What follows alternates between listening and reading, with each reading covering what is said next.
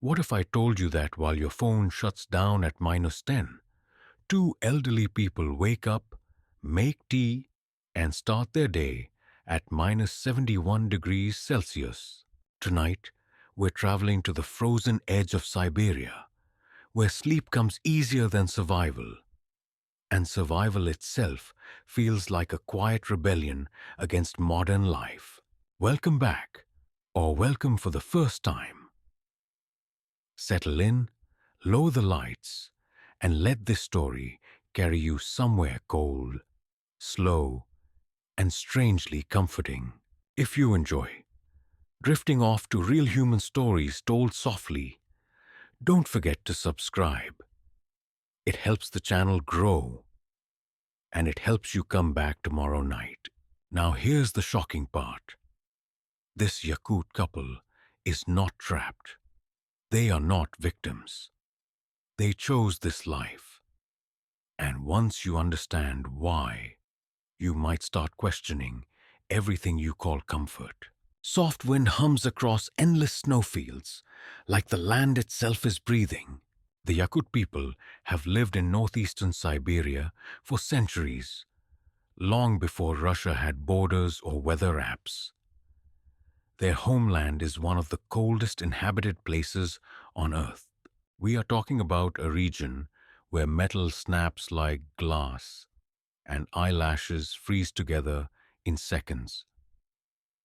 -71 Celsius is not a typo.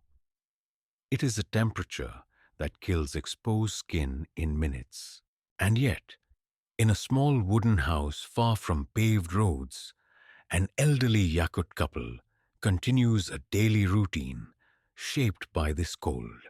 They wake before sunrise because daylight is precious here. They heat a stove fed by hand-chopped wood. There is no central heating, no insulation foam, no emergency hotline, just knowledge passed down through generations, refined by mistakes that were not always forgiven by nature. Their seclusion is not accidental. The nearest village is many kilometers away, reachable only by snowmobile in winter or by boat during the short summer thaw. Seclusion here does not mean loneliness. It means independence. In a world obsessed with constant connection, they have chosen distance as a form of control. The cold enforces discipline.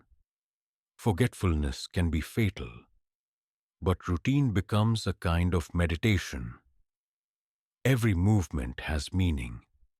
Every object has a place. Soft rain taps the stone roof of the imagination, slowing the pace of the mind. Food is not something you casually crave here. It is something you plan months in advance. The Yakut diet evolved around survival, not trends. Frozen fish called stroganina is sliced thin and eaten raw, because cooking outdoors can be impractical in extreme cold. Meat is stored naturally, because the environment itself is a freezer. At -40, bacteria simply gives up. At -70, time seems to pause. The couple still practices traditional food preservation methods, even though modern supplies exist, not because they are stubborn, but because these methods work when trucks do not arrive. This is resilience, not nostalgia. It is also trust. Trust in systems older than electricity. Trust in each other. Their clothes are not fashion statements. They are engineering solutions. Layers of fur and leather create air pockets which trap heat. This is basic thermodynamics, the physics of heat transfer, applied long before textbooks named it. Synthetic jackets fail here. Zippers break. Batteries die. Tradition outperforms innovation when innovation is designed for convenience, not extremity. If this quiet defiance keeps you awake, tap that subscribe button. But beneath this calm routine, There is a question waiting in the cold. How long can two aging bodies keep winning a battle that even machines lose?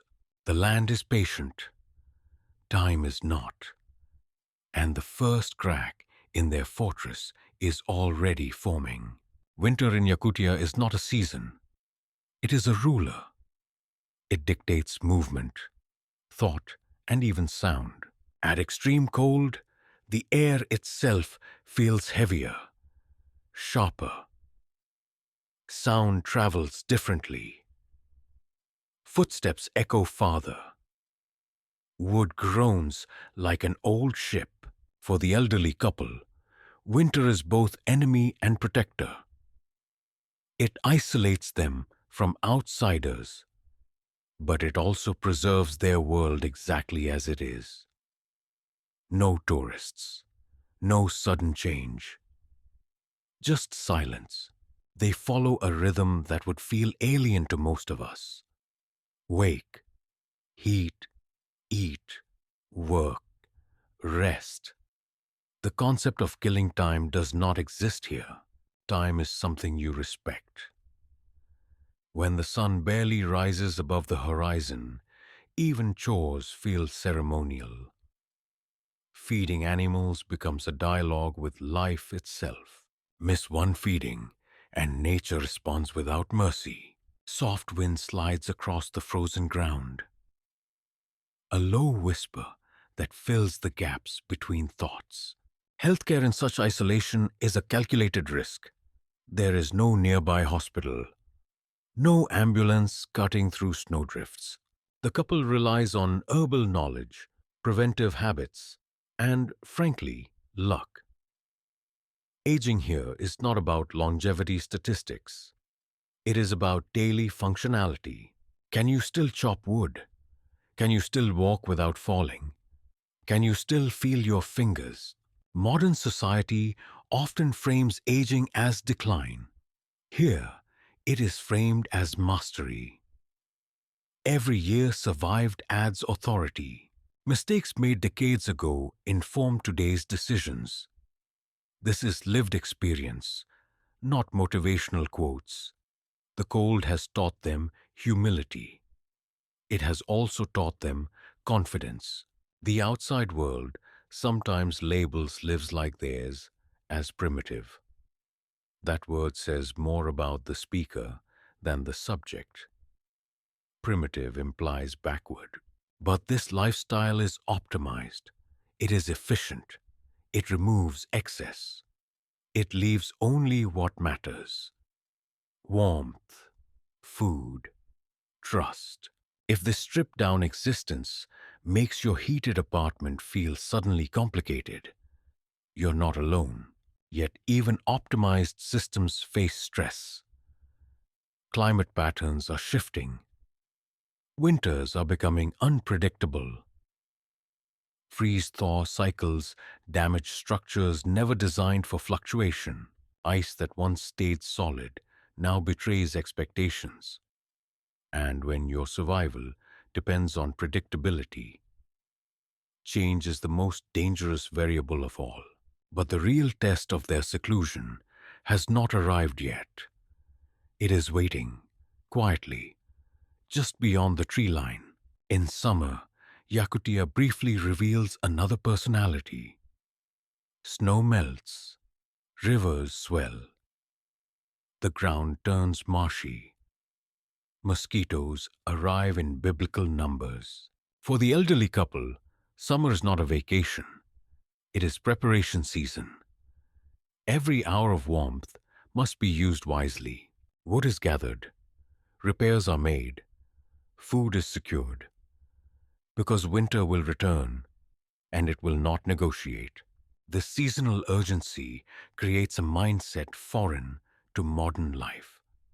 There is no procrastination, no tomorrow.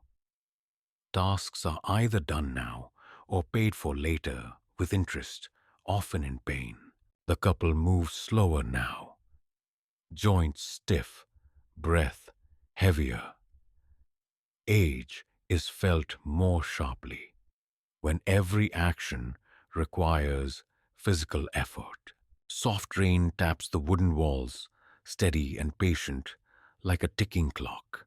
Their relationship has been forged under pressure. Decades of shared risk create a bond that goes beyond romance. It is partnership in the purest sense. Decisions are mutual. Silence is understood. Arguments are rare, not because they do not disagree, but because disagreement wastes energy. And energy here is currency. They have outlived neighbors who moved away. They have buried friends. The land remembers them all.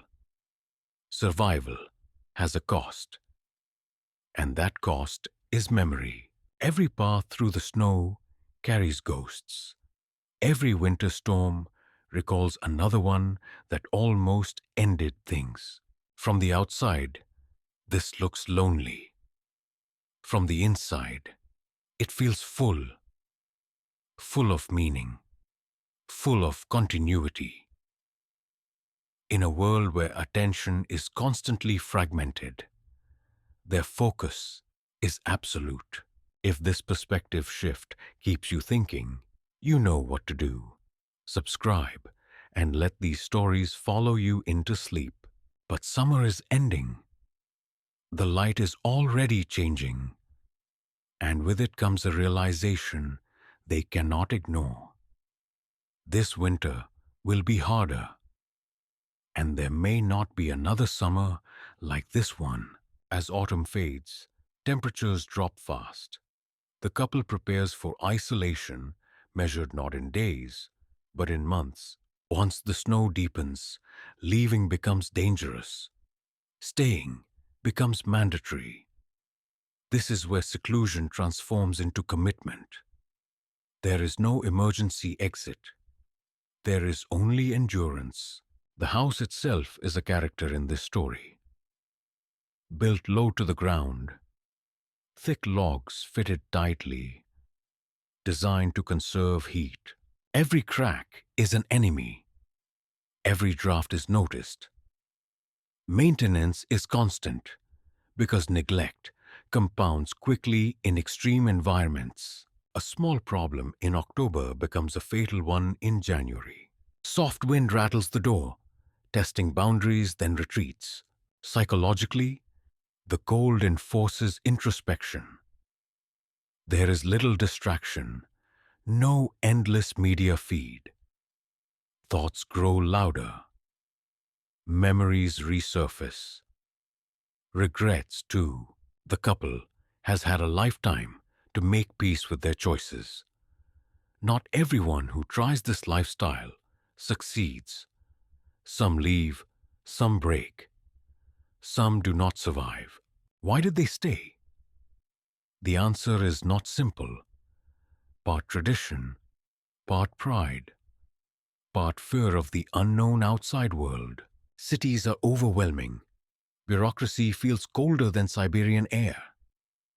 Here, rules are clear. Respect the land or suffer. This clarity is addictive. It simplifies morality. It reduces life to fundamentals. Eat, warmth, shelter, connection. Everything else is noise. But aging introduces a variable that even clarity cannot solve. Bodies weaken. Reflexes slow. One fall can end everything.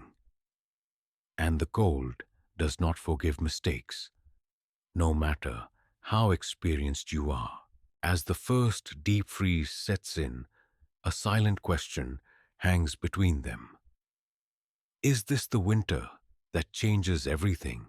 The cold returns like an old creditor, collecting what is owed. -50, -60, -71. The world outside becomes abstract, almost unreal. The couple's breaths crystallize in the air. Movement is deliberate. Speech minimal. Energy conserved. They have made their choice, fully aware of the risks. And there is dignity in that. Modern narratives often frame survival as something to be optimized away. Here, survival is the point. It is the story. Soft silence blankets the scene, thicker than snow, softer than sleep. Their life challenges our assumptions about comfort, progress, and success. Is warmth always better or just familiar? Is convenience worth dependency? What do we lose when systems become too big to understand? As night deepens, they sit together, the stove glowing, the cold held at bay for now. This is not a sad ending. It is a complete one. A life lived deliberately, on its own terms. So as you drift towards sleep, consider these questions. How much of your life is choice? And how much is habit? What comforts would you give up to keep control? And if the world went quiet tomorrow, would you know how to live? Good night, sleep well, and thank you for listening, whispered softly into the cold.